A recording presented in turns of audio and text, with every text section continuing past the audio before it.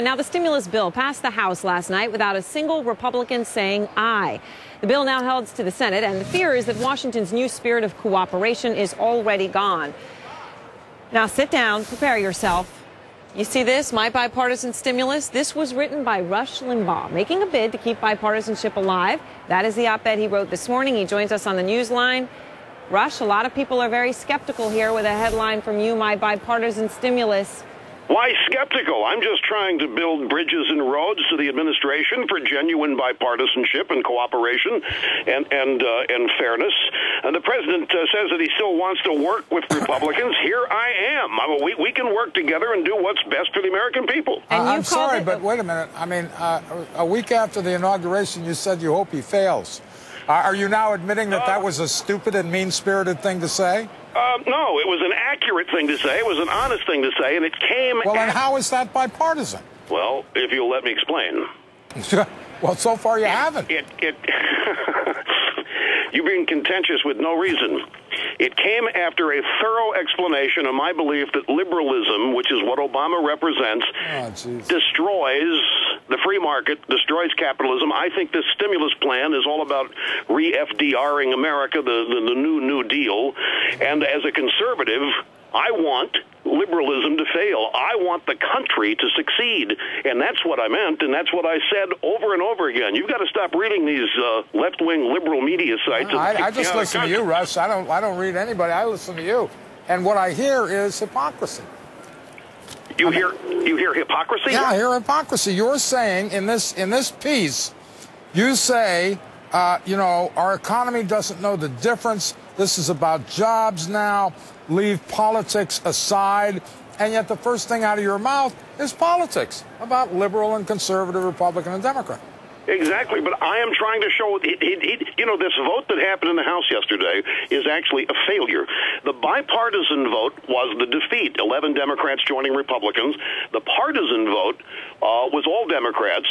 This is going to have trouble. If he wants Republicans on the bill, Mark, because he knows this isn't going to work.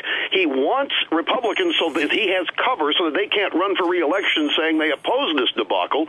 I'm trying to propose something here that will work with the best interest of the country at heart. How can that possibly be hypocritical? All right, Rush, I want to get people a chance to understand your plan. You're calling it the Obama-Limbaugh plan, and you took the vote that the country voted for Obama, who voted for him and who didn't, and that's how you broke it down, right? So yeah, his share of it goes to spending, and the other share goes to tax cuts, right? Exactly, and he gets to choose how he wants to spend it with the Democrats on Capitol Hill, and the Republicans and me get to determine the tax cuts. And you're going to cut the corporate tax rate in half, right? Precisely, and we'll suspend the capital gains tax to incentivize new investment for a full year and then reestablish it, re-implement it at 10%. And probably some tax cuts in the area of real estate, too. That's an area that needs to come back. See, Obama said yesterday, I don't know if you guys were still on the air or not, but he had a meeting at the White House with the CEOs, and he sounded like Ronald Reagan. He was talking about how it's the people who make the country work. It's the people out there who are going to revive the economy. And 20 days ago, he said government is the only entity. There's your hypocrisy, Mark, that can revive this economy. Yesterday, what he said is exactly right, and I totally support that when he sounds like Ronald Reagan. So, Rush, it sounds like what you're saying, and Mark's picking up on something, as you know, that got a lot of coverage, that you said, I would be honored by, if I was headlined all day long, Limbaugh, I hope Obama fails. What you meant to say there was, I hope liberalism fails, and if he is going to be emblematic of that, I hope he fails. But as Obama, you're not trying to hope he fails, right? Oh, no, I support the president. I just don't support his policies. Aaron, I said that on purpose because everybody was falling in line behind this plan like a bunch of lemmings, and the media wasn't even examining the specifics. Somebody had to get somebody's attention on this because it's a debacle. Here's something I find interesting, Russ. You talk about the vote being roughly, you do a little fiddling to even it out. The vote was roughly 54 to 46 in favor of Obama. So, therefore, divide the stimulus plan 54 to 46. I find that a refreshing breath of air from you because when the vote was 51 to 49 in favor of Republicans, I don't remember you being this concerned about bipartisanship. I think bipartisanship's a joke. as it's defined by partisanship. I don't remember you proposing that any program be split reflecting that vote. We've got limited seconds here, and I want to get bipartisanship as it's defined in Washington is Republicans caving to what Democrats want. That's what bipartisanship is. That's what they wanted yesterday. My column in the Journal today is truly bipartisan, and I'm willing, if that's the definition of it, full speed ahead for bipartisanship. Bottom line, Rush, you're saying as an individual, you hope Barack Obama succeeds, right? He's your president, too? I want him to succeed in bringing the country around, but the policies he's announced are not going to do it. I want the policies to fail. I want America to succeed. I love the country.